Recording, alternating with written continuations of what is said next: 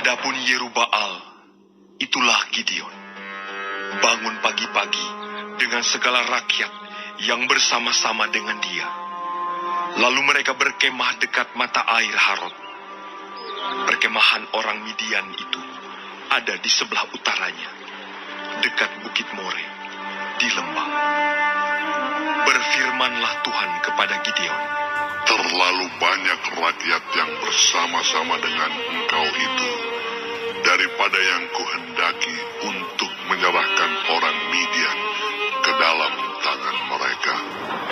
Jangan-jangan orang Israel memegah-megahkan diri terhadap aku sambil berkata, tanganku sendirilah yang menyelamatkan aku.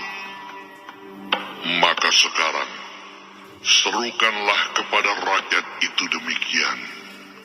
Siapa yang takut dan gentar, biarlah ia pulang, enyah dari pegunungan Gilead. Lalu pulanglah 20.000 orang dari rakyat itu, dan tinggallah 10.000 orang. Tetapi Tuhan berfirman kepada Gideon, masih terlalu banyak rakyat. Suruhlah mereka turun minum air, maka aku akan menyaring mereka bagimu di sana. Siapa yang kufirmankan kepadamu, inilah orang yang akan pergi bersama-sama dengan engkau. Dialah yang akan pergi bersama-sama dengan engkau. Tetapi barang siapa yang kufirmankan kepadamu, inilah orang yang tidak akan pergi bersama-sama dengan engkau. Dialah yang tidak akan pergi. Lalu Gideon menyuruh rakyat itu turun minum air, dan berfirmanlah Tuhan kepadanya, barang siapa yang menghirup air dengan lidahnya seperti anjing menjilat, haruslah kau kumpulkan tersendiri. Demikian juga semua orang yang berlutut untuk minum. Jumlah orang yang menghirup dengan membawa tangannya ke mulutnya ada 300 orang. Tetapi yang lain dari rakyat itu, semuanya berlutut minum air. Lalu berfirmanlah Tuhan kepada Gideon, dengan ke-300 orang yang menghirup itu, akan kuselamatkan kamu. Aku akan menyerahkan orang Midian ke dalam tanganmu. Tetapi yang lain dari rakyat itu, semuanya boleh pergi, masing-masing ke tempat kediamannya. Dari rakyat itu, mereka mengambil bekal dan sangkakala. Demikianlah seluruh orang Israel disuruhnya pergi, masing-masing ke kemahnya. Tetapi ke-300 orang itu ditahannya. Adapun perkemahan orang Midian ada di bawahnya, di lembah.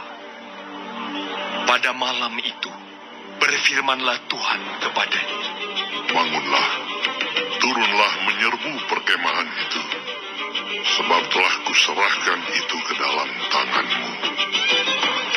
Tetapi jika engkau takut untuk turun menyerbu, turunlah bersama dengan Pura bujangmu ke perkemahan itu. Maka kau dengarlah apa yang mereka katakan. Kemudian engkau akan mendapat keberanian untuk turun menyerbu perkemahan itu. Lalu turunlah ia bersama dengan Pura, bujangnya itu, sampai kepada penjagaan terdepan laskar di perkemahan itu. Adapun orang Midian dan orang Amalek dan semua orang dari sebelah timur itu bergelimpangan di lembah itu, seperti belalang banyaknya, dan unta mereka tidak terhitung, seperti pasir di tepi laut banyaknya. Ketika Gideon sampai ke situ, kebetulan ada seorang menceritakan mimpinya kepada temannya. Katanya, aku bermimpi, tampak sekeping roti jelai terguling masuk ke perkemahan orang Midian. Setelah sampai ke kemah ini, dilanggarnyalah kemah ini, sehingga roboh dan dibongkar bangkirkannya. Demikianlah kemah ini habis runtuh.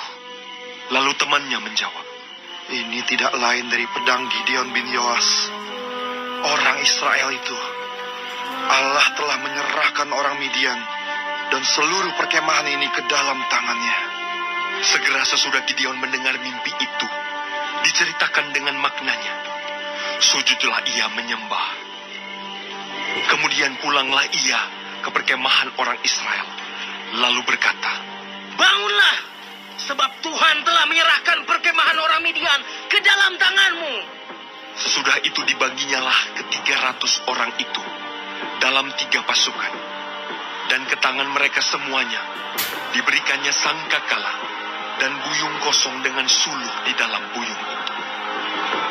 Dan berkatalah ia kepada mereka, Perhatikanlah aku, dan lakukanlah seperti yang kulakukan.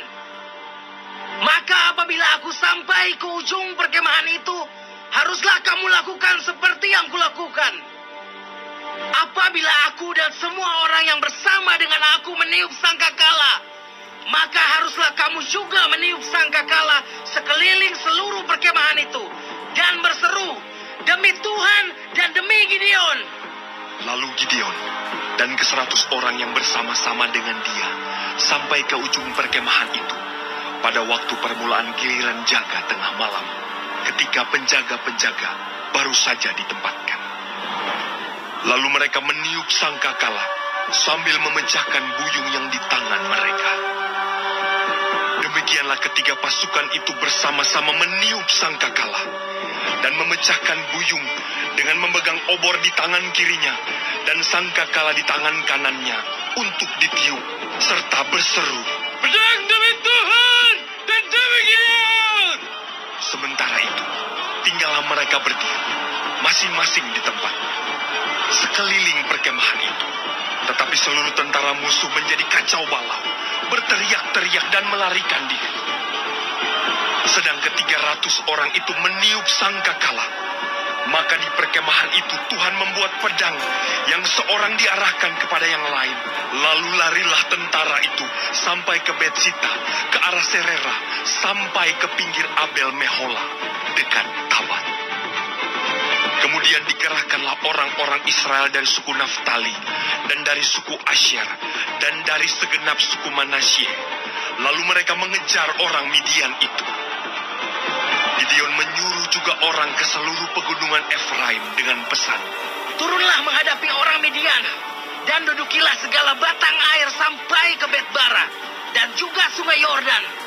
Maka semua orang Efraim dikerahkan. Lalu mereka menduduki segala batang air sampai ke Bet-bara, juga sungai Yordan. Mereka berhasil menawan 2 raja Midian, yakni Oreb dan Seeb.